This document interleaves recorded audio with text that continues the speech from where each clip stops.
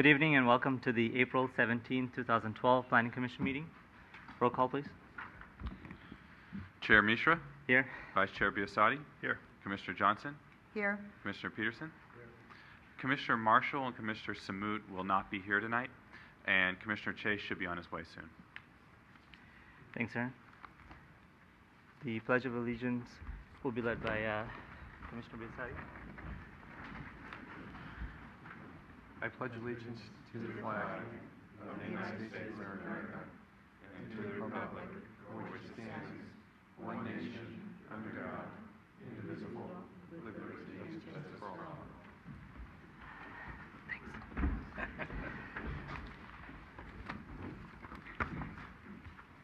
Let's move on to agenda item number 1, approval of the minutes, March 20th, 2012. Through the chair, Commissioner? I move that we approve the minutes of March 20th, 2012. Is there a second? Second. All in favor? Aye. Any opposed? Any abstentions? Minutes approved. Item number 2, communications. Aaron? Just a standard that the full packet could be found at sanbruno.ca.gov in the planning section, but also for tonight, the full transit corridor plan could be found at planbruno.org. The full EIR, as well as the transit corridor plan and some supplemental material could be found on that website. Thank you. Agenda item number 3, public comment on items not on the agenda. If there's any public members that would like to speak on anything not on the agenda, please step over to the podium. You'll have 3 minutes. Please state your name and your street for the record. Charles Duffy, 782 Linden Avenue, San Bruno. Just a comment that I'd like to, these little cards that you receive, I went to the Planning Commission and found out that zoning in my neighborhood had changed in the past 2 years, and I don't remember receiving any written notice other than a postcard that said it was going to be part of the transit corridor. And so just put that out there that written notice with more explanation would be greatly appreciated, especially when it requires zoning changes or height limits on buildings. Thank you. Are there any more public comments? If not, public comments are now closed. We'll move on to agenda item number 4, announcement of any conflict of interest. Seeing none, move on to public hearing 5A. This is at 1999 Earl Avenue, Fire Station 52, and the assessors parcel number 019-043-490, Caltrans property. It's a request for a use permit to allow off-site staging areas within the Crestmore neighborhood per section 128430 of the San Bruno Municipal Code. Staff report, please. Thank you and good evening. As you know, the explosion and fire destroyed or damaged many homes in the Crestmore neighborhood. It also damaged significant portions of the public infrastructure. The city is now undertaking the repair work of that infrastructure. The application before you tonight is for 2 construction staging areas to support that infrastructure work. So I will briefly review the details of the 2 construction staging sites, and then I will turn it over to Harry Burrows, who is the city's project manager for the Crestmore Reconstruction Project, and he'll talk a little bit more about the infrastructure work itself. So the first construction staging area is proposed at 1999 Earl. That is the city fire station at the corner of Sneath and Earl. The parking lot at that location has 12 marked parking spaces and substantial additional space in the parking lot. They use it for other parking and other storage, but it's generally underutilized now. There are typically 3 fire department staff on duty at any one time, leaving plenty of available space in that lot. So the project proposes to store construction materials and have vehicle staging in the southern portion of that parking lot, and that area would be enclosed within a temporary fence. There would be plenty of space for the customary activities that take place at the fire station in the remainder of the lot. The second staging location is located on the northwest corner of San Bruno Avenue and Glenview Drive. This is a site you're familiar with. It's kind of a parking lot. It's like a gravel parking lot, and people use it to access the recreational trails in the area. So it's primarily used now for parking. It's quite a large site, actually, that reaches up pretty far up to the north. It is owned by Caltrans, and like I said, used primarily just for the parking for recreation. So the project proposes to use only the northern section of the lot, and that would be the same kind of construction staging of use of materials and vehicle staging. And again, it would be enclosed within temporary fencing. There would still be plenty of room there in the southern portion of the lot to use for the recreational parking that it's currently used for. We would like to note that both sites would be closely monitored by the city. The city is acting as the applicant in these cases, even though private contractors will be undertaking the work. We do not anticipate any negative impacts into the neighborhood. These sites are as far away as possible from a lot of adjacent neighbors, considering where the construction work has to take place, and really provides a needed construction staging area for the infrastructure project. So staff does recommend that the temporary use permit be approved for both locations for the maximum of 1 year. That's within your authority, with the conditions that are in the staff report. And should additional time be required, then we would come back to you for additional temporary use permit in the future. And so I'd like to turn it over now to Harry Burrows, the project manager for reconstruction. And at the end of his remarks, we'll both be available to answer any questions. Thank you.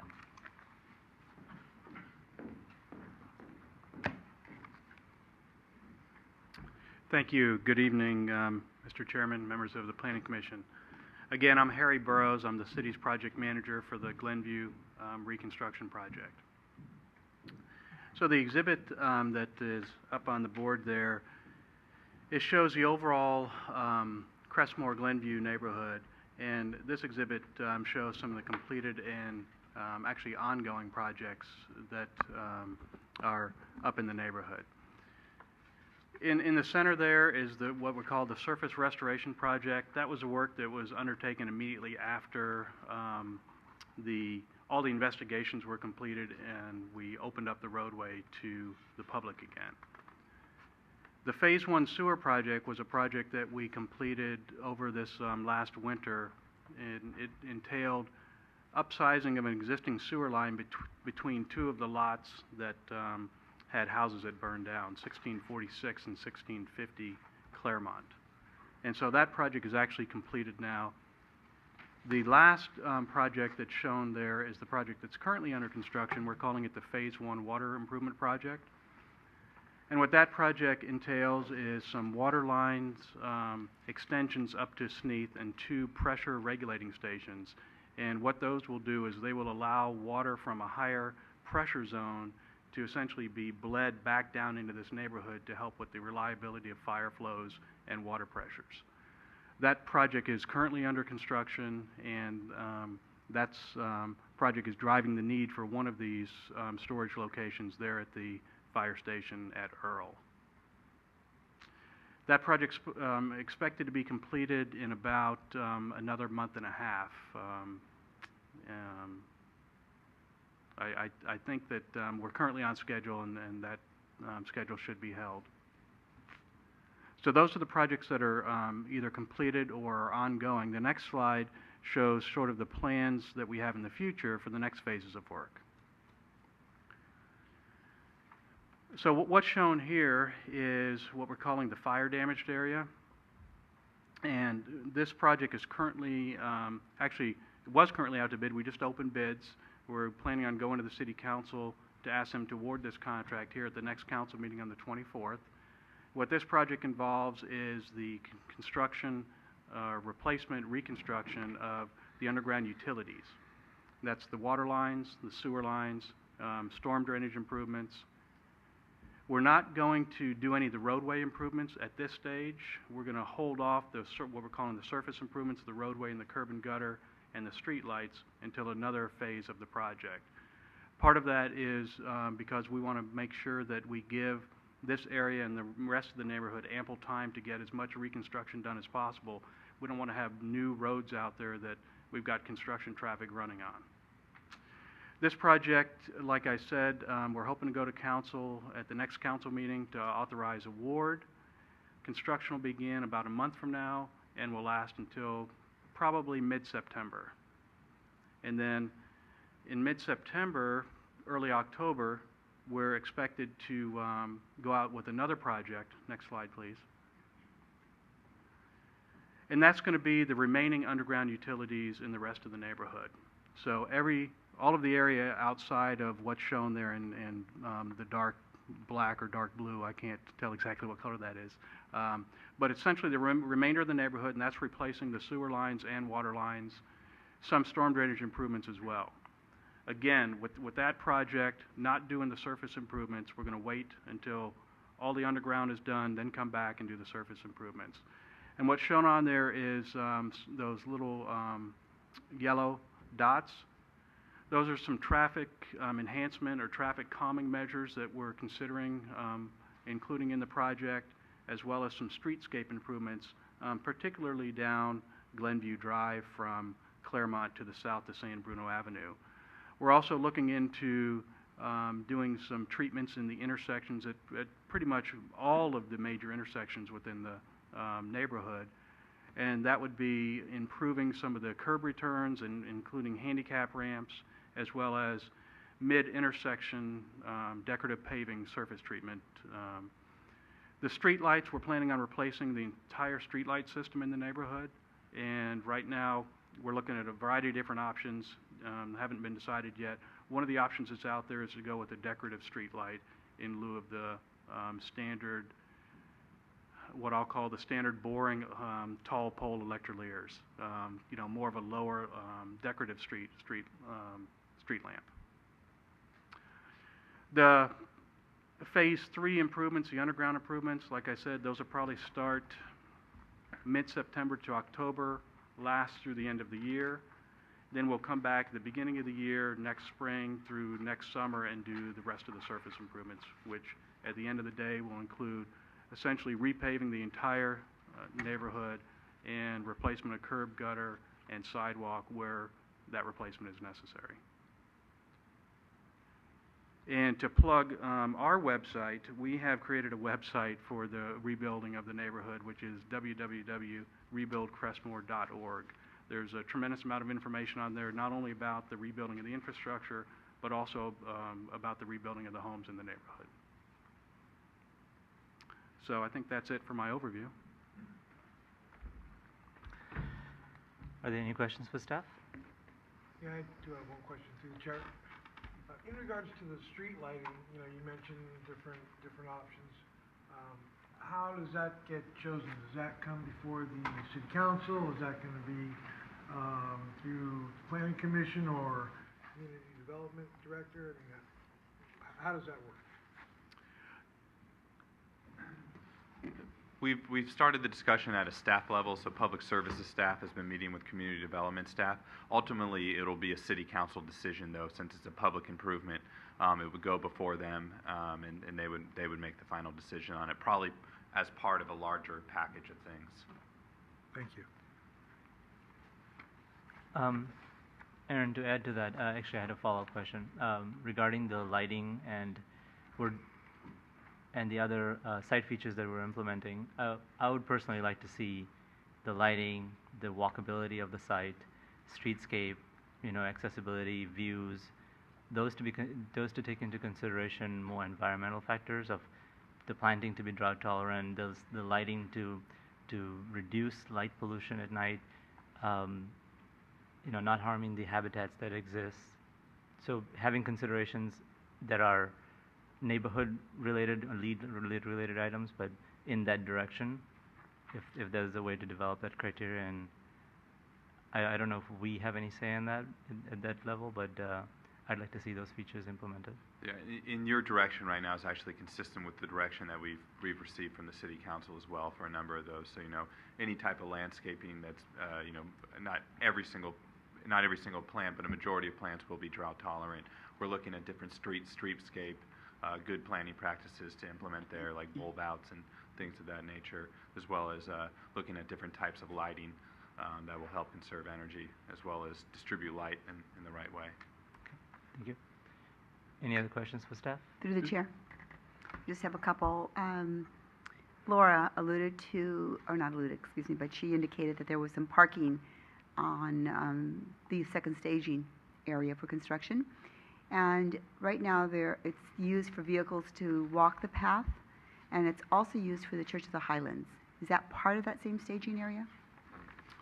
I believe that is. It's the area up top where it's currently mostly gravel. Mm-hmm. And so whatever staging area we would use, we would make sure that we, preserve enough area for people that are going to park there to go on the walking trail, as well as, coordination with the Church of the Highlands. Mm-hmm. Okay. And then the other question, I don't know if it's for staff or for you, was at one point I understood there was going to be some level of bicycle trails in the area of Crestmore. Is that something that's still being considered? I don't, not as part of this project. I know that there was in the general plan, for example, the ideas for, the reuse of Crestmore Canyon. I think that was one of the ideas among many different recreational activities. At this point, that's not even something that we're contemplating. Okay. The first phase is paying attention to the public right-of-way, streetscape, things like that. Later, we'll start the discussion with the neighborhood about what they'd like to see in the canyon area. Okay. Thank you. Commissioner Biasetti? Through the chair. Has anyone, it's a great staff report, I understand the project completely. The only thing that I see is missing, has anyone checked with the fire department to see if they've got any issues? Nowhere in this report does it say that the fire department signed off on this. Yes, that was the first people that we checked with was the fire department, Thank you. and Okay. they have no issues with it. Thank you. Yeah. Any other questions for staff? Thank you. We'll move ahead to public comment. Are there any members of public that would like to speak on this or have any comments? Seeing, could you go up to the podium, state your name and your street address?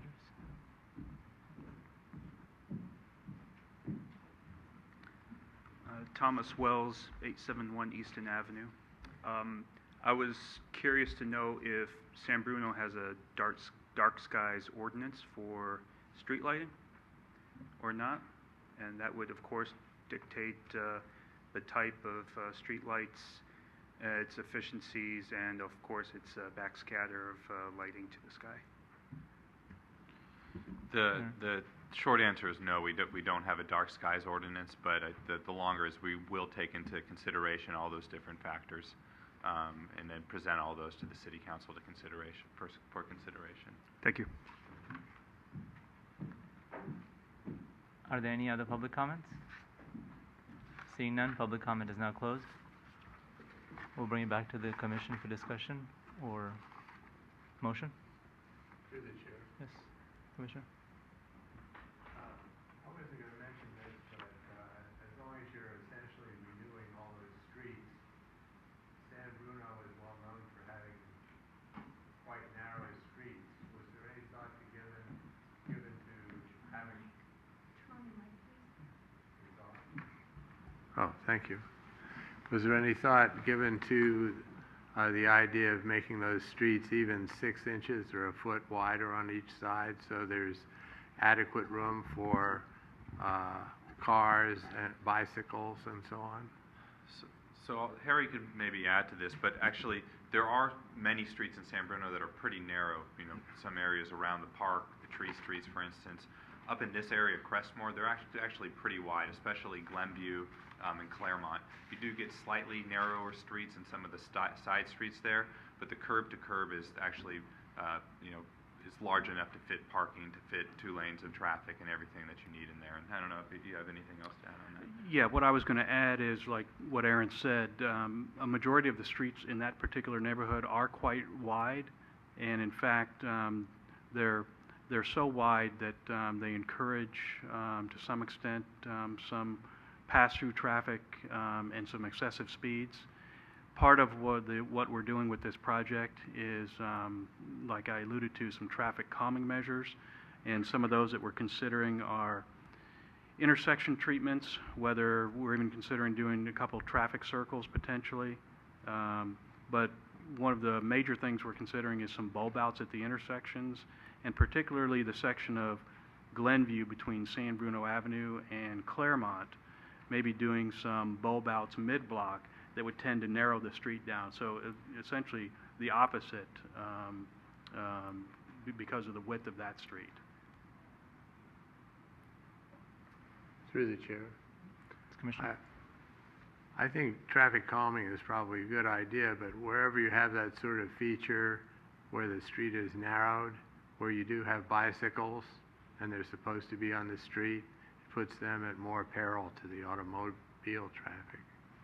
Just that was my whole point, that the streets generally are there are many streets that are very narrow if you try to fit traffic and bicycles and people on them. Well, I certainly think that, you know, bicycle travel will be a consideration as part of our final design. Thank you. Any other questions, discussion items? If not, is there a motion? Through the chair, Commissioner. I move that the Planning Commission approve use permit 12-002 based on the findings of facts 1 through 3 and conditions of approval 1 through 7. Is there a second? There's a second, but I do have just a clarification. It is a temporary use permit, correct? Yes. 1 year. Thank you. So there's a motion for temporary use permit. All in favor? Aye. Any opposed? Any abstentions? Motion passes. There's a 10-day appeal period. Agenda item 5B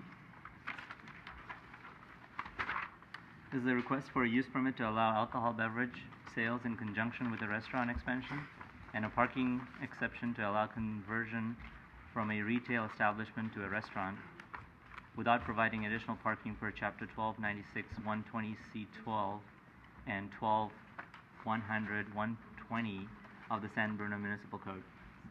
Staff report, please. Thank you and good evening. As stated, the applicant has applied for a use permit and parking exception to expand Cleo's Brazilian Steakhouse into the vacant storefront located directly to the south at 442 San Mateo Avenue. This project requires a use permit for alcohol sales in conjunction with the restaurant expansion and a parking exception to convert retail space into restaurant space without providing additional parking. Prior to getting into the specifics of the proposal before us tonight, I just want to go into a brief history regarding Cleo's Brazilian Steakhouse.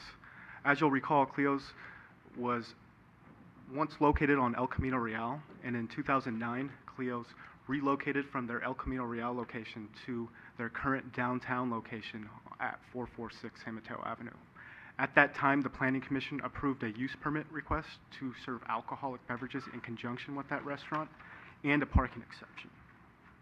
A year later, in 2010, the Architectural Review Committee approved modifications to the exterior of the existing structure at 446 San Mateo Avenue. Those improvements included new granite tiles for the entire storefront, a brand new sign, a new window feature, and new paint for the entire sides and rear of the building. Due to the recent success of the restaurant, the applicant is now proposing to expand into the existing building located to the south at 442 San Mateo Avenue. The overall goal of the expansion is to gain additional seating to accommodate larger parties.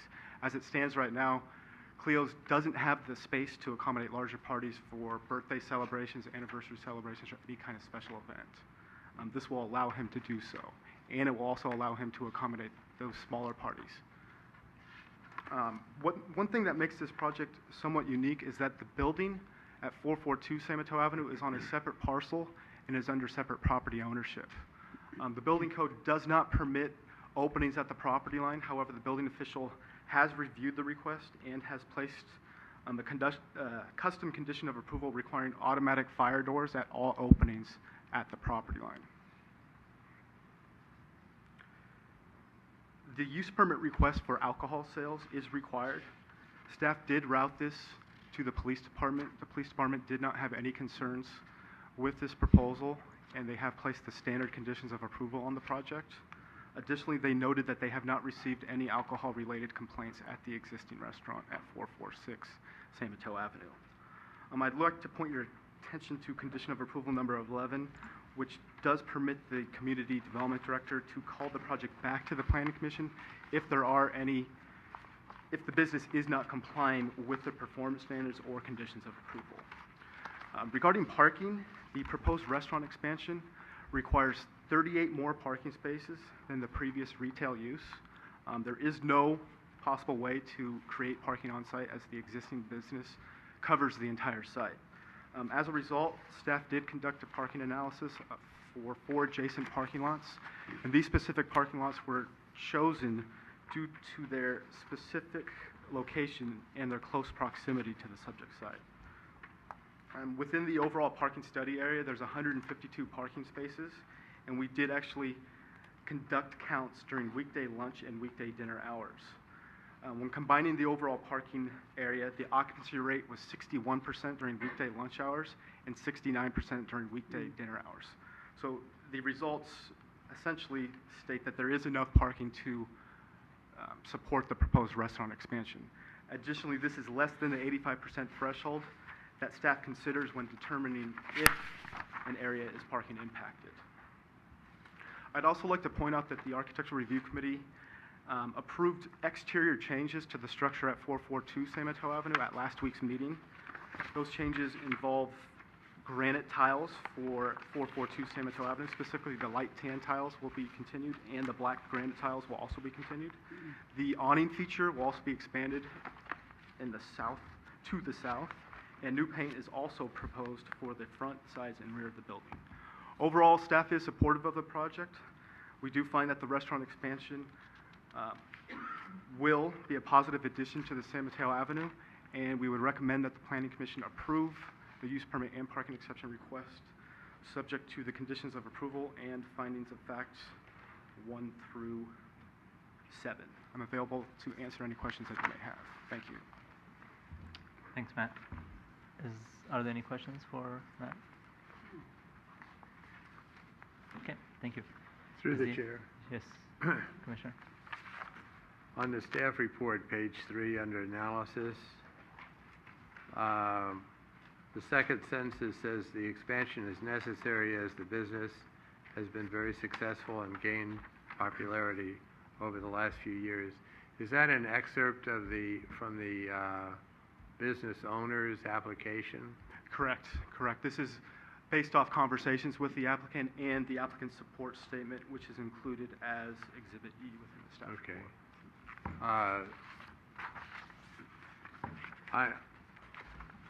I'm thinking this will pass, and in any case, I'd like to ask if you would make a modification of the report indicating that is an excerpt from the application, because it's not really an analysis by the staff. Is that correct? That is correct. Thank you very much. Thanks. Is the applicant here? Could you take the podium and state your name, and street address, and tell us about your project? Hi, good evening. Cleos side the beginning of the recession have been lost almost 45% of the business. After we moved to the San Mateo Avenue, I'm able to bring back about 30% of this business, and we still have a lot of people calling, asking for a private dining area for a large part, like 50, 60 people, and we don't have this private space. And this is the main reason we try to get the space approved for the business. Are there any questions for the applicant? Thank you. You can take a seat. We'll open up public comment. If there are any members of the public that would like to speak on this agenda item, seeing none, public comment is now closed. Planning Commission discussion? Through the chair. Commissioner? I'd like to make a motion that the Commission approve use permit 12-4 and parking exception 12-1 based on findings of fact 1 through 7 and conditions of approval 1 through 35. Is there a second? Second. All right, we have a motion and a second. All in favor? Aye. Aye. Any opposed? Any abstentions? Motion passes. There's a 10-day appeal period. Agenda item C. This is a request for a parking exception to allow conversion from a retail store to a hair salon without providing additional parking per Chapter 12, 120 of the San Bruno Municipal Code. Staff report, please. Thank you. The subject site is 574 San Mateo Avenue. That's located on the east side of the street and just south of Angus Avenue. The space was previously occupied by one of Lullaby Lane's locations, and the applicant is proposing a hair salon. They're proposing a total of 10 stations. They would have 9 for hairstylists and 1 facial room. Their proposed hours of operation are Tuesday through Saturday from 10 a.m. to 7 p.m. They've been operating a salon at another location in San Bruno for a number of years, and they propose to retain the same number of employees, which is 9, and operate in approximately the same manner that they have for several years. The project requires a parking exception because the proposed use of a hair salon requires more parking than the previous use of general retail sales. So retail sales for this location is based on square footage and would require 6 spaces. A hair salon is based on the number of stations or chairs that are there, and so would require 20 spaces. So that's a net increase of 14 spaces with the application. As the Planning Commission is aware, over the last several years, there have been some surplus parking in the downtown area. For this project, staff did conduct a parking study to confirm that there was sufficient parking in the area of the project. So we evaluated the 3 closest lots to the site, which are parking lots 4, 5, and 6, that have a total of 185 parking spaces. Staff found that the average occupancy rates of those parking lots to be 45, 65, and 45%. So these numbers are well below the 85% threshold that was mentioned earlier, the one that we commonly use for parking analysis to understand how parking lots are being used and if they may be impacted. So staff does find that there is adequate parking in the immediate area for the project. Staff mailed the required legal notice on April 6th, and we have not received any comments from the surrounding property owners. So staff does recommend approval of the parking exception based on the findings and subject to the conditions of approval in the staff report, and I would be happy to answer any questions. Thanks, Laura. Are there any questions for staff? Through the chair. Sure. On the staff report, there's a proposed floor plan, but there's nothing about the facade improvements that might go along with this project. Have there been any discussed or proposed, or? We have not discussed any significant improvements to the facade. It's a very narrow storefront, and as you can see in the picture, it's the one where there's 4 storefronts in a row with the small display cases in the front. So all we would expect them to do is to include a sign at the front of the building, and then if you wanted to ask the applicant, she is here, if you had any additional questions for her. Thank you. Any other questions for staff? Through the chair. Commissioner?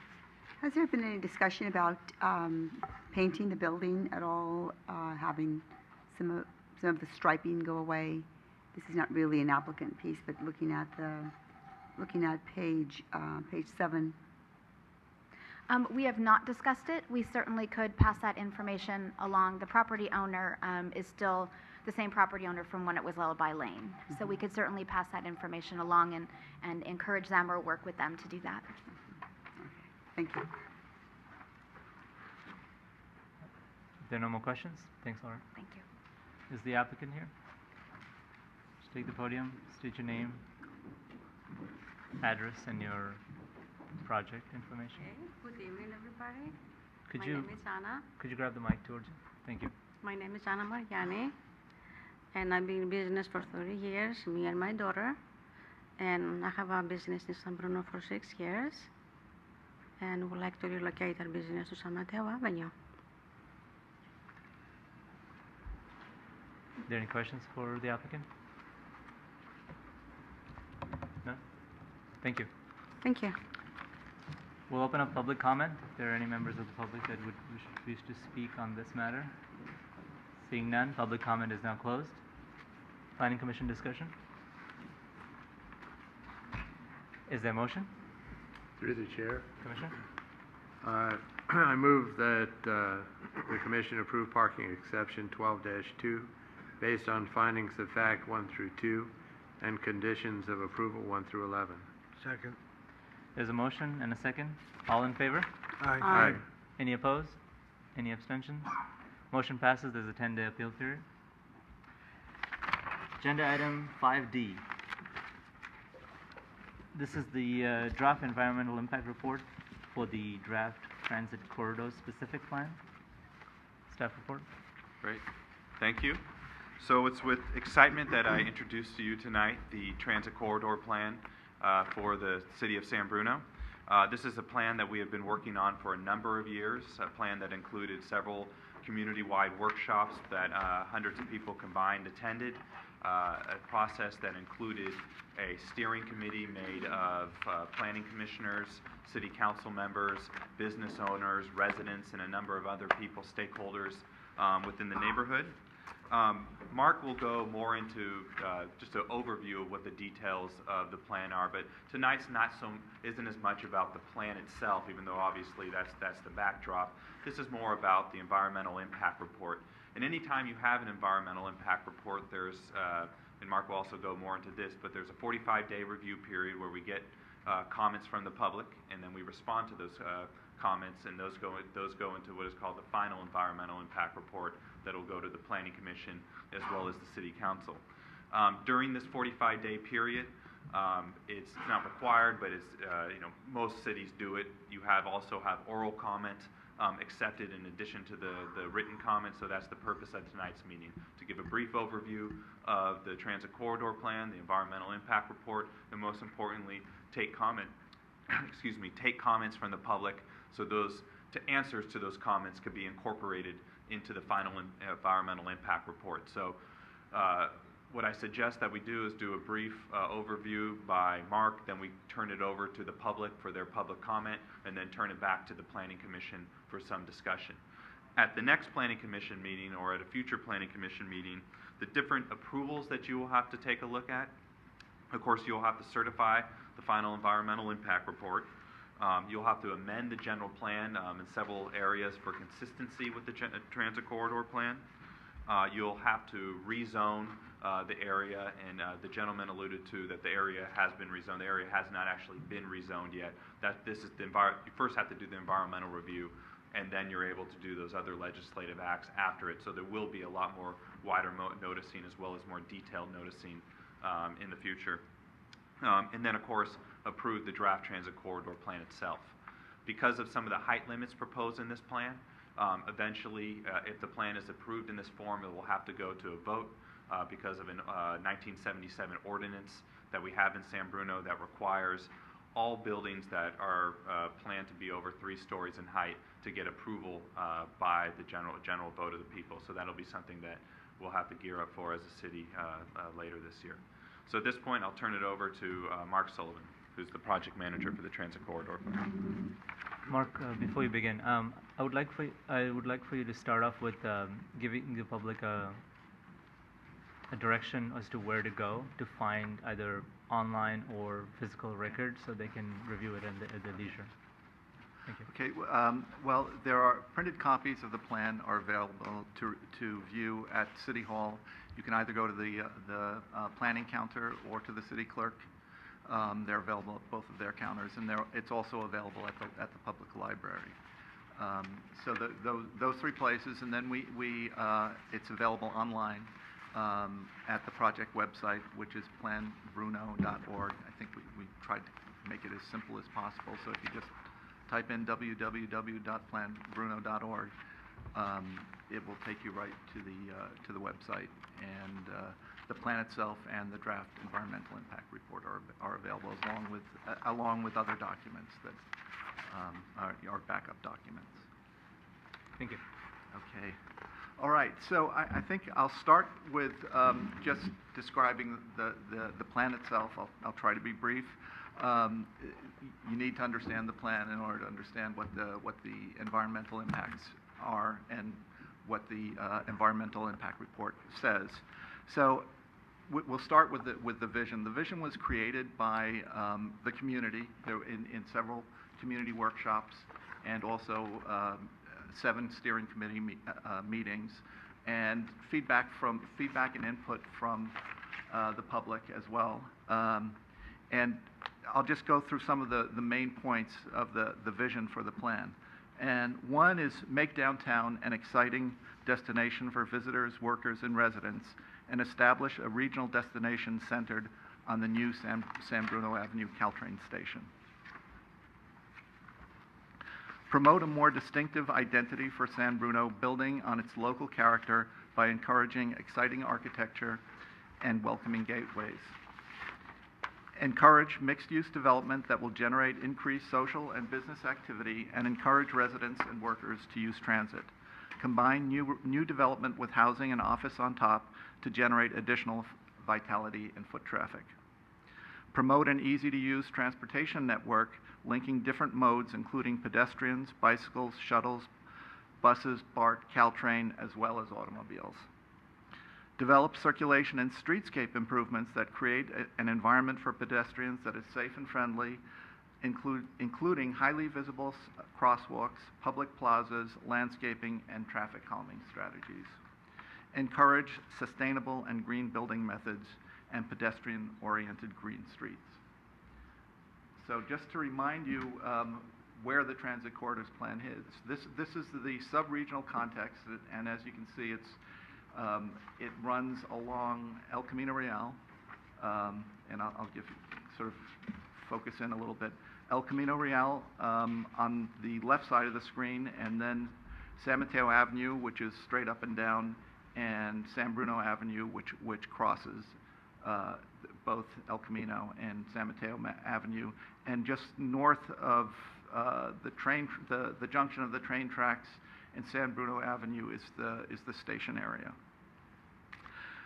The plan projects a build-out over 20 years, so it's a long-range plan. It's not something that we expect to happen, anytime soon. It's going to take a lot of work to make this happen, and the plan projects up to 1,610 housing units, about 150,000 square feet of retail uses, 988,000 square feet of office uses, and about 190 hotel rooms. And this growth represents an increase over the development under the current general plan. And the increase is about 900 housing units more than the general plan projected, about 20,000 more retail square feet, about 660,000 more office square feet, and 190 hotel rooms. The development standards and design guidelines outlined in the plan are designed to govern private development actions in the plan area. These standards and guidelines will be used to evaluate private development projects. The development standards will be contained in zoning designations that are tailored to 5 character areas to guide future development. The 5 areas you can see here are El Camino, which is in blue. The pink is the downtown area, San Mateo Avenue. The green is San Bruno Avenue. The yellow is the train station area. And then Huntington Avenue, which extends up beyond 380 up to the BART station. Just as a note, the plan contains no residential density requirements, and the reason for that is basically to allow the market to determine the number and size of residential units. So basically, the plan sets the height, the bulk, and so forth, and then it will be up to the developer to propose the number of units that they would wish to create in the building. It should also be noted that residential uses are not permitted in the 70 decibel airport noise contour, and I'll just show you where that is. It's right there. These areas are generally designated for mixed commercial and office uses. So the 70 decibel line is the line that runs basically through the middle, and the yellow station area, which is north of that line, that is all within the 70 decibel zone. So that's why commercial office is proposed in that area and not residential. So the plan has proposals for each of the character areas, And the first one I'll talk about is San Mateo Avenue. And the plan calls for preservation of San Mateo Avenue as San Bruno's main street and to maintain that character, while creating a more vibrant downtown with targeted enhancement of commercial uses and the addition of new housing and streetscape improvements. It proposes that the city consider reconfiguring the San Mateo Avenue and El Camino Real intersection to allow the creation of a large new civic plaza or community open space to signify the entry into downtown. The northern end of downtown would be anchored with a redesigned Posey Park, which is part of the whole Caltrain project that's going on now, and higher intensity mixed uses. Along El Camino Real, the plan emphasizes pedestrian-oriented streetscape improvements and promoting development of housing in order to transform the existing auto-oriented corridor into a more contemporary mixed residential and commercial corridor that takes advantage of the proximity to the new Caltrain station and to neighborhood retail services available on San Mateo Avenue. It encourages ground floor retail at significant intersections, and it focuses additional retail development at the southern end of El Camino Real near San Mateo Avenue to concentrate retail near the downtown, not to take retail away from the downtown. And along San Bruno Avenue, the plan proposes to transform San Bruno Avenue into a mixed-use corridor with higher intensity uses that foster a pedestrian environment, encourages multimodal connections to the Caltrain station, and creates a sense of community entry and identity. It encourages upgrades of existing storefronts and landscaping to improve the appearance of the street. It encourages diverse housing types, innovative roadway improvements, new bicycle lanes, building streetscape improvements, and traffic circles and potential reduction of vehicle travel lanes. The reduced lane aspect is described as a longer-term option that will be studied after the grade separation project is completed. Huntington Avenue, that area is very similar to San Bruno Avenue, so I'm not really going to go into any detail on that, but there is one key development site across the street from the BART station at the north end, which is identified as potentially suitable for a new hotel. The station area, in the station area, the plan calls for high-intensity, transit-oriented development and encourages intensified mix of uses in this area, including office and retail uses that support and complement the new Caltrain station. The design should create a highly desirable place to work, as well as encourage Caltrain ridership with an attractive station surrounded by active uses and easy access. A 2-acre vacant development site directly adjacent to the Caltrain station platform is the focal point of a major mixed-use office retail center where the tallest buildings would be located. New gateway elements are proposed to frame and enhance the area around the elevated railway crossing, emphasizing the significance of the station and the entrance to downtown. And I'd just like to show you that is an illustration of a conceptual idea of what could happen at that site that's just north of the Caltrain station.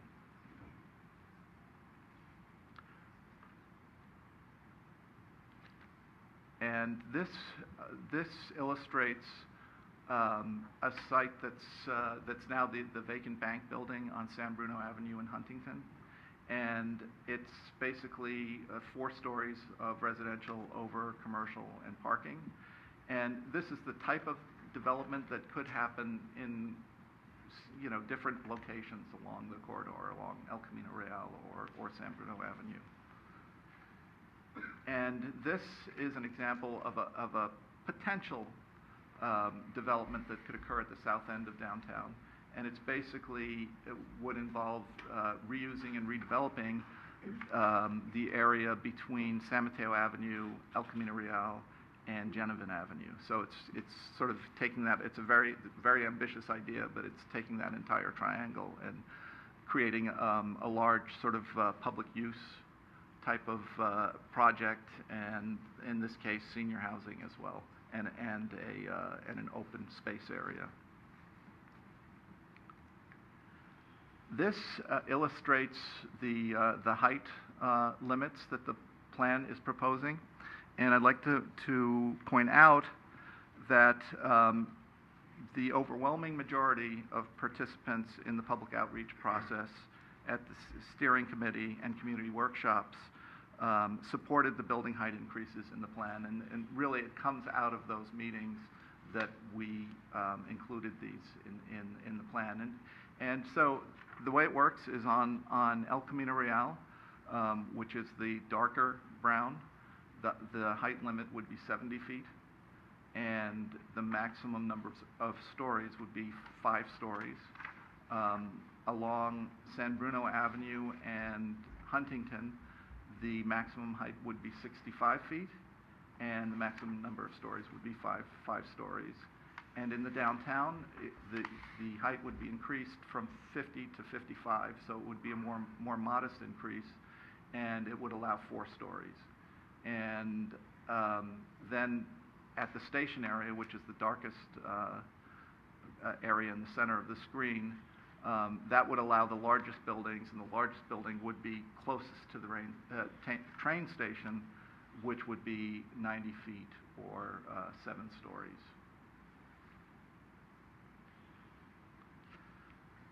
And there are a number of provisions within the guidelines to lessen the impact of taller buildings on single-family homes and residential neighborhoods. For example, there are provisions for step backs of upper stories, and also any property that's adjacent to a residential property the building would have to be set back at least 10 feet. And this illustration shows what a step back looks like. And this is along a street, and as you can see, it's stepping back. The third story is stepped back. So the impression from the street is that you're looking at a 2-story building, but it actually goes higher behind. And here's another example which shows a building that's stepped back on 2 sides. On one side, it's stepped back above the first floor, and the other side, it's stepped back above the 3rd floor. The plan contains design guidelines for private development that are intended to provide guidance for both how buildings should be properly sited and oriented, and the overall quality of the architecture that's desired. And I'm just going to give you a couple of examples. There are numerous guidelines in the plan, but for example, the design of new development should respect the scale, form, and development pattern of existing residential neighborhoods surrounding adjoining the transit corridors area. There are a number of provisions in there that seek to protect residential neighborhoods. Break up the mass of large-scale buildings with articulation and form, architectural details, and changes in materials and colors and other similar elements. And this includes changes in wall planes, upper story building setbacks, and projecting or recessed elements. And this is aiming just at architectural quality and character, trying to create an interesting and varied environment with architecture. And then, of course, stepping down building heights along secondary frontage and rear of buildings to reduce impact on adjacent properties. And another issue, which I think is something that we've sort of grappled with in many different instances over the years, is screen loading and waste storage areas from adjacent uses with vegetation, landscaping, and well-designed screening structures. So that's just a sampling of the types of guidelines that are included in the plan. The plan also includes guidelines for the public realm, and that includes key roadways, public open spaces, and really emphasizes green design features.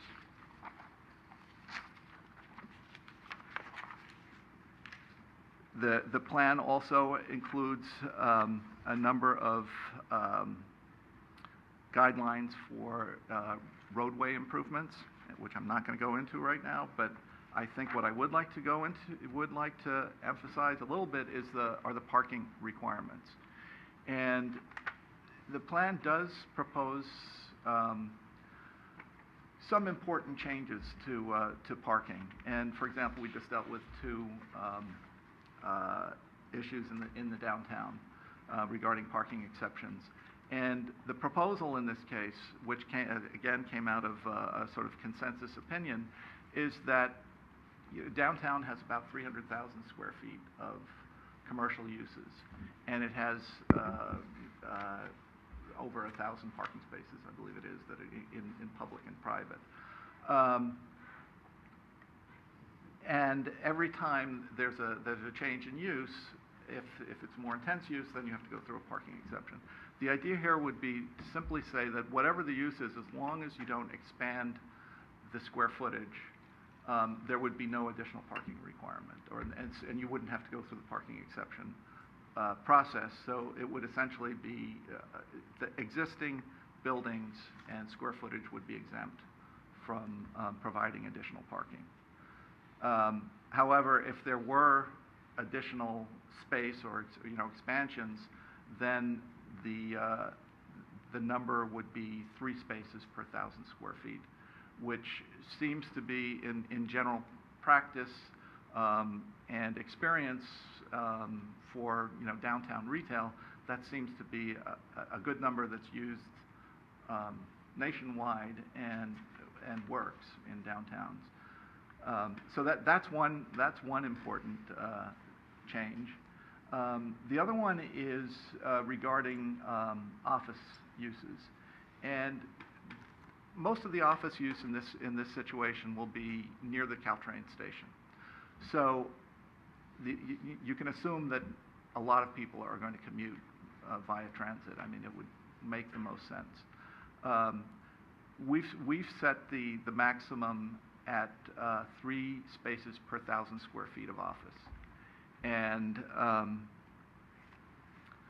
the people who are experienced, developers who are experienced in commercial real estate who are on the steering committee, they kind of resisted at first because they, more parking was wanted, but 3 seemed to be an all right number. And they didn't want to be forced to go lower. So the idea was to see what the performance is, to start with 3, see what the performance is of the buildings in terms of the parking utilization, and then perhaps adjust it in the future. But to start with that 3 per 1,000. And I think that gives you an overall idea of what the Transit Corridor's plan does, the scale of the development that it's proposing, and the build out and so forth. So now I'll talk a little bit about the draft EIR. As Aaron pointed out, the draft EIR was released on March 28th for a 45-day public review period. It was transmitted to about 40 reviewing agencies, both state agencies and local agencies, and we're waiting to receive comments from Caltrans and the airport, CCAG, and any other agencies that have an interest in this plan. And I think, as Aaron also pointed out, the comments and the responses to comments and other corrections will be presented in the final EIR to you at a future meeting. And the draft environmental impact report evaluates the potential adverse impacts of the proposed transit corridors plan in order to inform decision makers and the general public. I mean, that's its main purpose. The draft EIR describes existing conditions within the transit corridors area. It analyzes potential environmental impacts, and it identifies mitigation measures to minimize significant impacts. The draft EIR also evaluates reasonable alternatives to the plan. I'd also like to point out that this is a program EIR, meaning that it examines potential wide-ranging effects resulting from implementation of the plan. And any future development project would be subject to individual site-specific environmental review. However, this could be minimal or minimized depending on how closely the project fits within the plan, which is, which sort of speeds up the process and makes it more attractive for developers to propose projects. The draft EIR identified 14 environmental topics that were considered to be potentially affected by the plan. And within those sort of topic areas, it looked at over 60 specific potentially adverse environmental impacts. And it narrowed it down to 20 specific potentially significant impacts, which were analyzed in great detail. And the draft EIR concluded that nearly all of the potential impacts could be mitigated. However, it did identify a total of 6 impacts that are significant and unavoidable. And it's not uncommon for a plan of this size to have some unavoidable impacts. I mean, it's almost unavoidable. But for example, the Redwood City downtown plan resulted in 27 significant and unavoidable impacts, including 25 related to traffic. And that passed and so far has been a successful plan. The significant and unavoidable impacts relate to traffic in 4 intersections, actually 3 intersections and 1 roadway segment. And then there's 1 impact related to noise associated with traffic and 1 impact associated with historical buildings. And I'll go through each one just really quickly. The first intersection impact is the intersection of San Bruno Avenue and El Camino Real. And that intersection operates at a level D in sort of transportation speak, transportation engineer speak. And it deteriorates to a level F.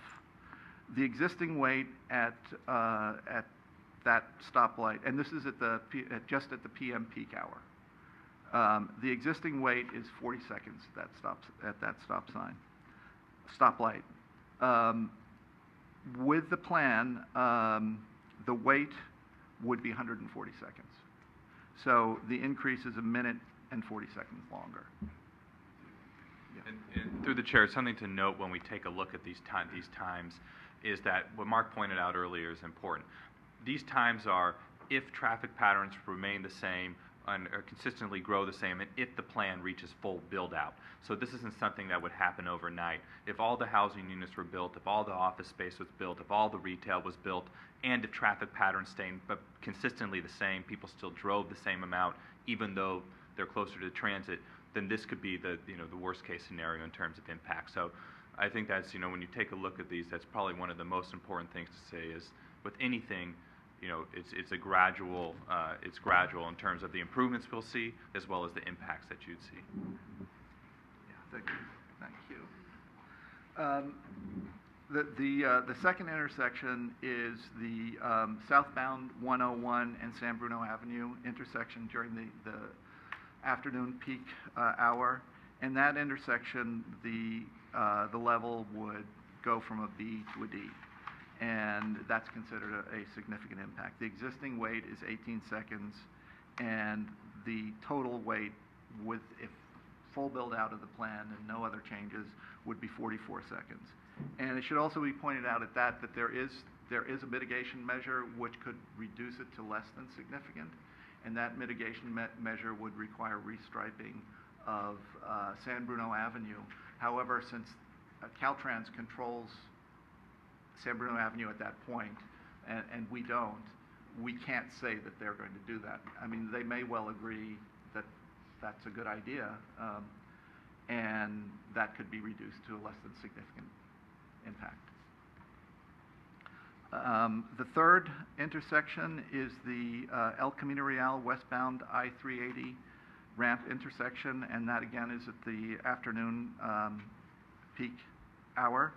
And that is at a level D, and it would stay at a level D, but just slightly worse.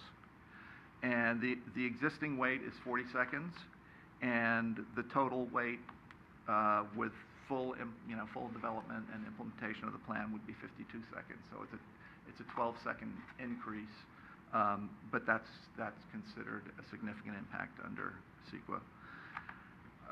The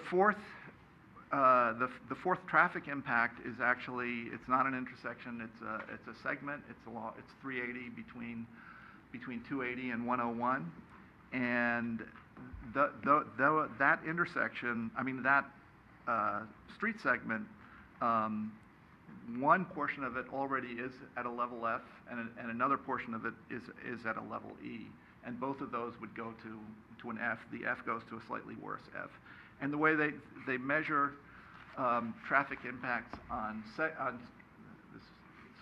segments is capacity. So it's the number of cars on the road versus the capacity, and the capacity increases by about 10%, is what the increase is due to the plan.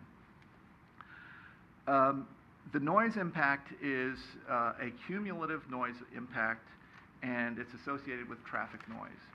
And because the overall cumulative noise within the area is over 60 decibels on average, and that's because of trains, planes, and automobiles, any increase of over 3 decibels is considered a significant impact. So this would increase the noise level between 3 and 5 decibels. There's also a way to mitigate that impact, which is to use a special pavement that's, I guess, they're advancing in pavement materials all the time, which is actually quieter. But we cannot guarantee that road will be repaved with that pavement. But that could be the case. So that could also be mitigated. And then the last impact has to do with historic resources. And there are 11 buildings that are considered historic resources within the project area. And CEQA requires that all these buildings either remain in place and be preserved or be moved to another location. And since we can't guarantee that that's going to be the case, even though we've included all of the mitigation measures, the standard mitigation measures, which is a whole list of things that are recommended by the state, the Historic Preservation Department, Secretary of the Interior. Sorry. We have included all of those, and those would certainly be what we would try to require in every case, but we can't guarantee it. So it had to be listed as a significant unavoidable impact. So those are the 6 impacts. Alternatives, the plan looked at a number of alternatives. One alternative that was kind of interesting, which was considered the environmentally superior alternative, was to, and this is happening in some communities, where we actually reduce the intersection level from an E to an F. So we simply we set a lower number. And so then it's no longer a significant impact. And the reason that communities do that is because they're trying to encourage transit use, bicycle, walking, and so forth, and discourage automobile use. And that concludes my presentation on the environmental impact report. The one thing I want to touch on is what the California Environmental Quality Act says is when you do have these significant impacts, what the Planning Commission and the City Council has to find is that there's overriding considerations that override the potential impacts within the plan. So I'll go over what those are briefly, spend about 15 seconds on each, but these are some of the things that the City Council will consider and the Planning Commission will consider in conjunction with this. The first and probably most important positive impact is revitalization of an older part of the city. Many of the standards and codes that we have now were put in place in the 40s, the 50s, the 60s, the 70s, when building practices were different, when business practices were different. And what you have is you have an aging infrastructure, both on the building side and underneath the ground, that just can't support modern businesses. That's why you see vacant buildings. That's why you see buildings that haven't been revitalized, because the codes and the standards just aren't keeping up with the time. So that's one thing that's a positive impact. The second, obviously, there's social and economic impacts. When you have a city that's greater from an economic standpoint, then there's going to be social. So new jobs and the general economy that will be built up from having revitalization. The third, of course, the state of California mandates that each city zone for a certain amount of housing sites. We have a big hurdle. We have an airport that restricts the number of housing sites. So it's no longer a question for cities whether or not you build housing. The question is, where do you build that housing? I think the City Council and the Planning Commission has a strong preservation objectives for our single-family neighborhoods, so those are off the table. So since the airport area is off the table and the single-family neighborhoods off the table, you're very restricted where you can put housing.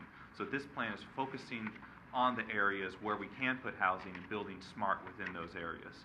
The fourth objective is affordable housing within those areas. Many people who grow up in San Bruno are priced out in San Bruno. Many people who work in San Bruno are priced out of San Bruno.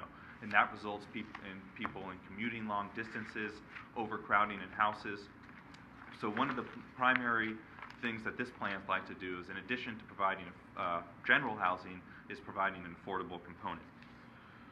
The fifth is a choice of what we coin convenience living. And what that just means is you have a choice of where you want to live. If you want to live in single-family neighborhoods where your primary transportation option is driving, you can continue to live in those areas. But if you want to live in an environment where you're able to walk to the store, walk downtown, walk to transit, this will give options for San Bruno residents where they want to live. Enhanced pedestrian environment. El Camino Real, I always say it's like playing Frogger, trying to cross El Camino Real, because you're taking your life in your own hands a lot of times. Same with San Bruno Avenue. A lot of areas along the San Mateo County is you have these wide roads that just aren't pedestrian friendly, were designed with the automobile in mind. This would also design them not only for the automobile, but for bicycles and pedestrians as well. Access to transit. We have 2 mass transit stations. We have large employers within San Bruno. We have a number now with Google, YouTube, Walmart.com, Cisco, Stella and Dot, and all those major companies. You have a lot of people who take transit in, and this would build on that by being able to have greater access to that transit. Efficient parking. We have outdated parking codes. Many of them were also in the 50s and 60s, where transportation and business models were different. These would update those, as Mark explained, for instance, in our downtown, so we don't put another hindrance in front of business owners. So every single time they have to see a 2-month, 3-month process before they're actually up and going. Something called the Sustainable Community Strategy. State of California is mandating that cities take a look at how they plan, and how they plan both from a land use standpoint and from a transportation standpoint, making sure those both align with the ultimate goal of reducing greenhouse gases so that people either commute less or commute shorter distances. And finally, of course, tax revenue. When you have a base where you're not allowed to build within a certain area, over time you see a declining tax revenue, which results in less services for residents. When there's greater allowances to meet modern business practices, modern construction practices, a greater amount of services could be provided both for new residents as well as existing residents. So that concludes our presentation. We could briefly answer any questions, or I can see there's also a number of people in the audience that would like to speak as well. Are there any questions for staff? Seeing none, we'll go straight into public comment. Those who wish to speak on this matter can come to the podium. You'll have 3 minutes. Aaron, is that correct? Correct. And then there's a timer up there. All right. So, public comment is now open.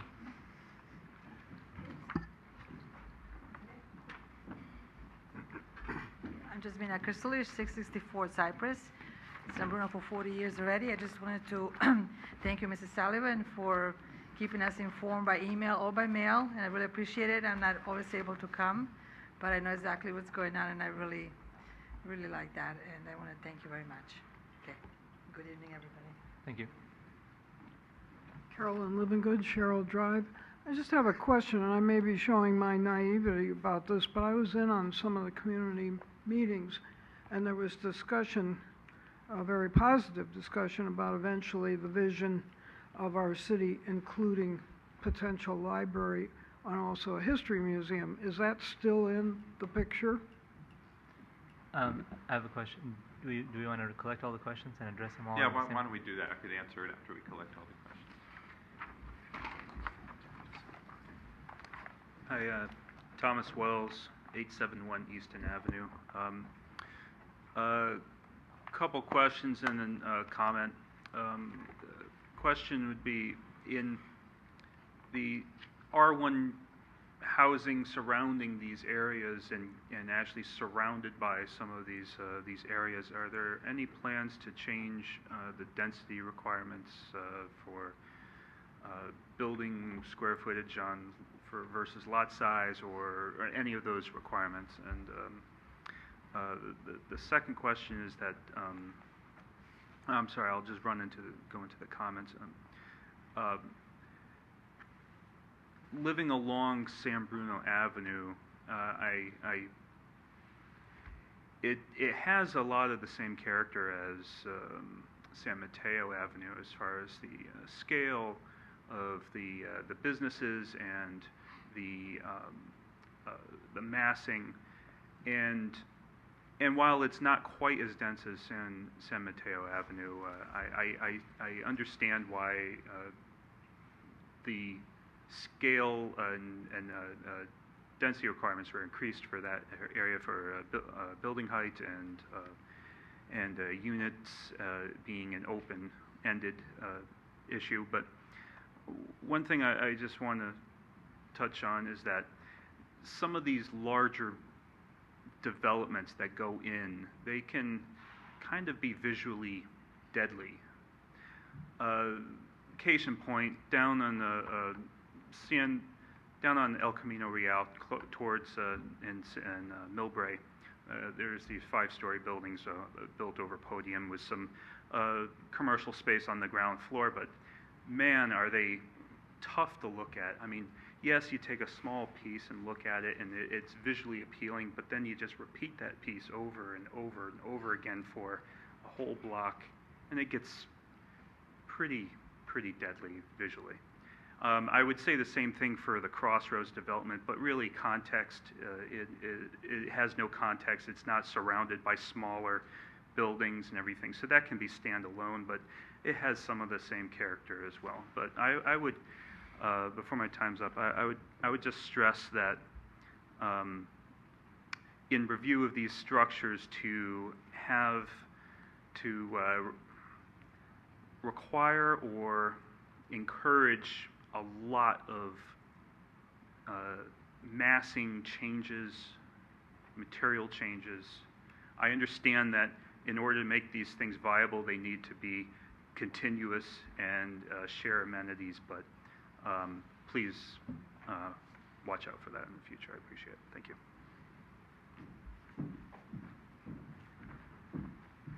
Diane Piquet, 908 Green Avenue.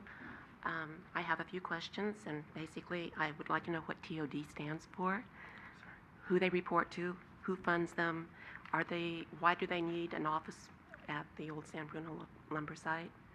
Is that part of the plan? That was the way it looked. I'll just answer that really quickly because that's something I probably should have said. TOD is not actually a company or anything. It's a term called transit-oriented development. So okay. It's development that's focused around a transit station rather than focused around like an automobile. So it's not any company in particular. It's not an entity. Yeah. Okay. Yeah. And is there parking? Is there parking for the train station? Yes. Where is it? It would be underneath the building, so it would be a shared parking, like a structured So the train parking. station will open without that parking facility in place? No. So and actually I should get back to answering these afterwards, but since I'm in the middle of talking, no, it'll start out as a parking lot, and if any development is proposed there in the future, then there will be a combination. Okay.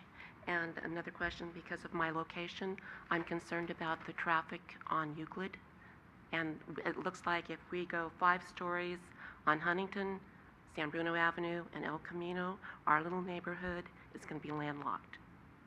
And we already have problems getting in and out of that neighborhood, especially with the Huntington Avenue, the little bump outs you've got there. If there's someone waiting at that stop sign, you can't pull in there. So I'm not in favor of bump outs with those narrow streets. And I don't know what a road diet is. Okay. All right, thank you.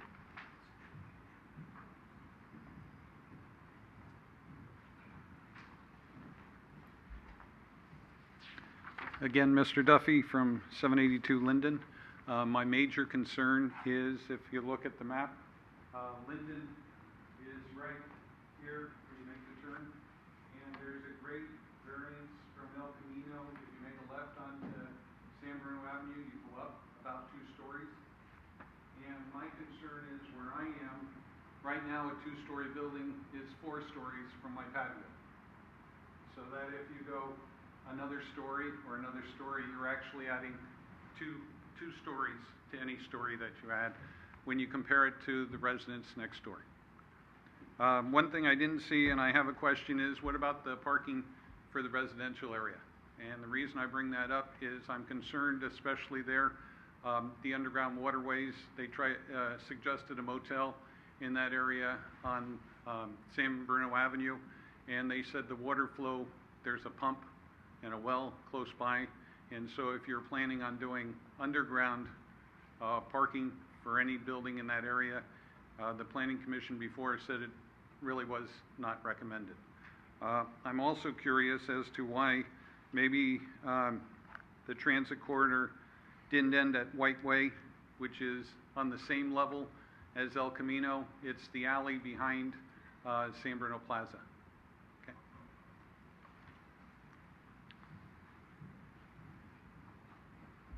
Thank you for the comments. If there are no more public comments, then we'll close the session. And Aaron, do you want to address those questions? Sure. Let me make sure that I got them all. So for Carolyn's comment about history, a center, and a library, I'm going to check on that. We talk about having a new library within the plan. There's nothing, I don't recall if there's anything specific about it, but it's something that we could propose to include just in general terms. Obviously, that's ultimately going to be a city council decision, but I think what we do show is that a greater civic center area and presence along El Camino. Mr. Wells' comment, we do not plan on any increases in the R1 areas. Those would stay R1 or R2, whatever they may be. There is a small section along the 800 and 900 block of San Mateo Avenue, or 800 block of San Mateo Avenue, across the street from where the new train station parking lot will be, to where the back sides, because you have, on San Mateo Avenue, you have those auto shops, and then you have some homes right behind them. Those would also be included within the area. So that would be the only area where you would see the change in specific plan designation, and that's only to get the correct lot depths to propose any future development. But other than that, all single-family residential stays the same, and all duplex zoning stays the same. I also agree that these bigger buildings could be visually deadly. We've done a couple things within the plan to help that. I think the two most important things is really stressing the form and the architecture of the building over the actual density requirements in the building.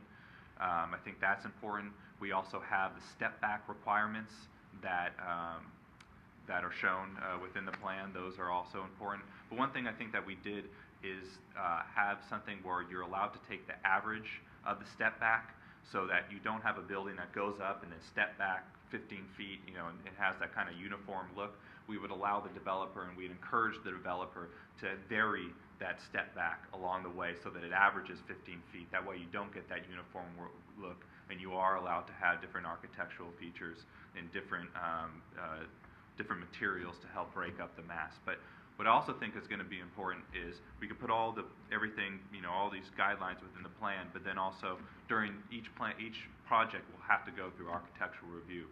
So it's going to be critical that the staff, the public, as well as the Planning Commission and Architectural Review Committee take a look at these buildings and make sure that they meet both the letter of the plan as well as the spirit of the plan when they're reviewing them.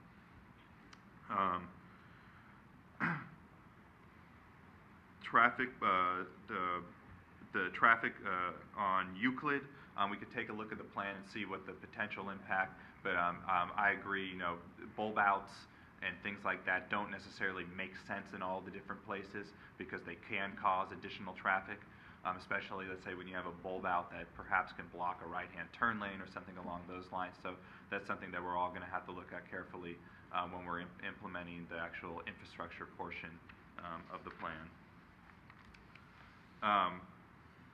Mr. Duffy's comments around the grade variance, the plan itself does, I'll have to double check, but we did discuss during the time to really pay attention to grade changes to make sure that they don't have a significant impact on the neighborhood behind. And right now, as the current ordinance goes, you're allowed, even in that zone right next to that residential area, you're allowed to have a 3-story building, you know, with no step back. This actually has step back requirements, and we would obviously, during the architectural review phase, pay more attention when there's grade differences that put the residential area below the commercial area. And the reason that we included the area west of White Way is because it's all a commercial area right now, and it frankly makes sense from a development standpoint to get lots with greater depth, so that because on El Camino Real there's a lot of different hurdles that we have to go over, and lot depth is one of them, especially when as he pointed out, there's not a lot of suitable area for underground parking. So what you're probably going to see is 2 different types of parking arrangements. You're going to see podium level parking, where they go partially underground and then put the housing on top of it. That's pretty popular, and it's less expensive than going underground, especially when you have water table problems. And the second thing is a parking wrap design, and that's similar to what we have in the crossing, where there's actually a donut of parking in the middle of an apartment building where people go up and they park on their own floor and then are able to go to their apartments from their own floor. And that's cheaper to build than going underground. So that's probably, and also it goes up quicker and you can't see the parking, which is nice because you don't see this big parking garage. And it's also very convenient for the people that live in there. And I think someone said, are there residential parking requirements? Yes, there are residential parking requirements. Basically, they're all spelled out within the plan. Since it's closer to transit, obviously it's less parking requirements than you would have in a single-family home, similar to what we're requiring at the crossing right now. Talking to the Archstone manager at the crossing, they have the parking requirements there have worked really well. It's basically 1 per bedroom, and those have worked well, haven't impacted demand for the residential units. And people generally who live in these areas either work one or two places. They work in an area where they could walk to Caltrain or walk to BART and are able to share a car if they have a 1-bedroom unit with 2 people living in it, or they work in the Bay Hill area and are able to walk there as well. So there will be parking for those who need it, but there will be reduced parking overall. Thank you, Aaron. What's the course of action from here? So what we will do is we're collecting all the comments now, so I encourage everyone who spoke tonight, we can respond to their comments. If they ever have any questions, they can call Mark or call me directly, and we can sit down with them and go over any aspects of the plan. You know, in some circumstances, obviously, we can incorporate those ideas into the plan. So from here, we're taking in public comments, taking in agency comments, and then we'll present the complete package to you for your recommendation for approval. There's going to be. So is the Planning Commission continuing this matter, or? Well, at this point, you would just close public hearing. The only real goal of tonight was to introduce you to the plan, close public hearing for the purposes of the EIR comment period. The public will, of course, be able to comment at we're going to have a series of transit corridor plan meetings between the Planning Commission and the City Council. So they'll be able to comment generally on the plan, but tonight closes the public comment for oral comment related to the transit corridor plan. Commissioner Beasavi? If it's appropriate, I'd like to make a comment. Sure. In listening to what everyone had to say and in looking at the map and considering that this district is to promote transit rather than having people drive into it and park, I think it would be to the benefit of the community to have a residential parking permit for the existing single-family homes east of the El Camino to preserve that single-family residential neighborhood feel, and I think we should approach that earlier than later. I would rather see us do that first and then not have to have the community come back and say, hey, this is, you know, people are driving in to go to the train station and parking in front of my house. So I think preemptively we should think about that before, sooner than later.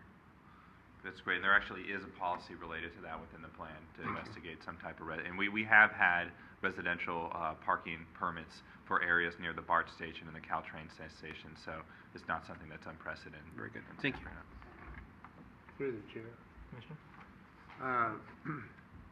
One thing I've noticed with the Caltrain work now that's underway, it's produced an extraordinary amount of horrible pavement that nobody seems to care about, and a tremendous amount of traffic that skirts Huntington and San Bruno Avenue by going through the single-family streets. And I've done that myself. Guilty as charged, whoever made that comment. But I never see, there's no signs that say no through traffic, for example. If such a sign were there, then it would be an enforceable instance. But as of now, it isn't. So on balance, I see that those residential streets in that area of development are likely to get a tremendous amount of traffic.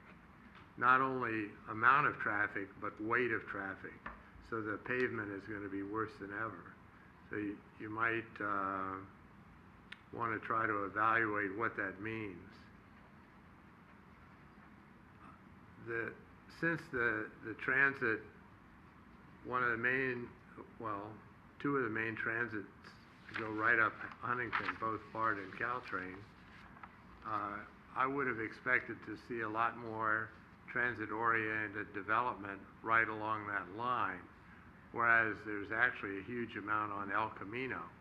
And that development on El Camino will attract more traffic to El Camino, which will, in the report it was said the traffic, the road performance will go from D to F, and it's 40 seconds now. I don't think it's 40 seconds now. There's frequent times I try to go up El Camino past San Bruno Avenue, takes the third light before I can get through. So 40 seconds in what universe, I don't know. Let me ask a question besides being annoying. Was there a traffic study for this? Yes, I believe Fair and Piers did a traffic study, and you're right. I mean, sometimes it's going to be greater than 40 seconds. I think it's PM peak average is 40 seconds, based on their calculation. Well, there's some peaks that are way worse than that, and my take on that is that the impact on the human beings is going to be much worse than the report suggests. And lastly, you may have had steering committee people and people who come to planning meetings who think these height limits are great. I have a funny feeling that people who come to planning meetings and steering committee meetings may not be representative of the same thinking being widely distributed in the general public. The general public, I suspect, is like anyone. They know where the traffic is tough already and what some of the impacts are. And my guess is they like Ordinance 1284, the three-story ordinance. So if you think you're going to sell some 5, 6, 7-story buildings, you might think what the alternatives are. I would think if you had a tremendous amount of 3-story buildings go in that general transit area, you would have a tremendous amount of addition to housing with that amount of stories.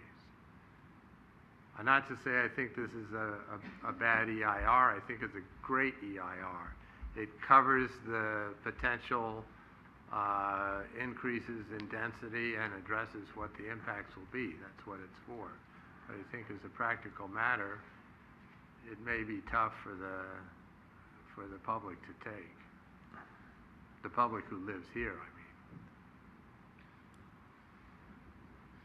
Thank you. Through the chair. Commissioner? I certainly support your comments, Commissioner Peterson. One of the things in the traffic, it probably would be useful to hear also sort of the time frame, the time limits, so the public gets a sense of what this looks like from a time factor. It doesn't necessarily be addressed tonight, but I think that's a useful piece where people get a sense of that. One of my observations have been when you're heading north, heading towards San Bruno Avenue from Millbrae on Huntington, what's been useful is adding the two going over the tracks and having a couple of ways to navigate around it. When you're heading south from the Police Plaza Town Ferran area, you don't have as much opportunity. What you're doing is basically you have two streets, Euclid and there's one right before the shopping center. And you really don't have options. So if you don't make that decision soon enough, you're at that San Bruno Avenue and you're in it. And so if you're not turning left and you're not turning right, you're trying to go straight, you're trying to navigate. And what I'm noticing are people are trying to figure out, okay, how can I get out of this grid? What can I do? And sometimes what I've observed is actually people think that they're actually double parked and they're trying to go around it. And there isn't traffic navigation taking place in those areas. So if it's during work hours in 8 to 5, there's oftentimes navigation taking place. If it happens to be shortly around 5 or thereafter, people are still thinking that there's someone there, and I mean they really do try to go around ways that are not safe. So I don't know if there's anything to take a look at, and based upon that this is not a short-term project, is to look at, okay, what can happen and what are those options and what are the issues during those periods of time, and what options can happen during that short range. So I do travel it every single day, several times a day actually, at different times, you know, non-peak and peak times. And so it's interesting to sort of watch and thinking about it from a planning commission point of view and from, you know, what can I provide as feedback and information, and being proactive about offering my observations and then bringing it to you for potential solutions and working with the appropriate resources to be able to come so the public can actually be supported and for safety overall. So those are my comments. Thank you. Commissioner Vicetti? Yeah, through the chair. I just wanted to take a moment to thank Mark for the fine work you and staff have done on this report. You know, it's a huge undertaking and it's taken a long time. So this report isn't done in a day. This represents a lot of hard work. So thank you very much. Job well done. I agree. Through the chair, sorry.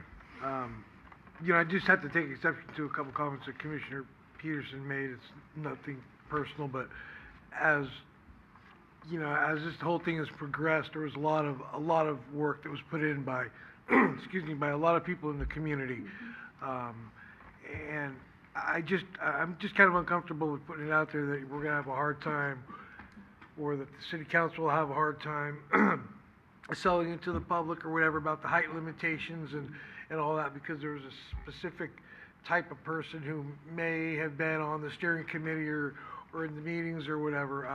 I think generally it was attended by across whatever you want, you know, I mean across the board, people from the community. And from what I heard when I attended those meetings, and I was fortunate enough to actually sit on the steering committee, was, yeah, we want to, you know, we need to move to the future. We need to look to the future, and if that is, you know, changing the height requirements, then so be it.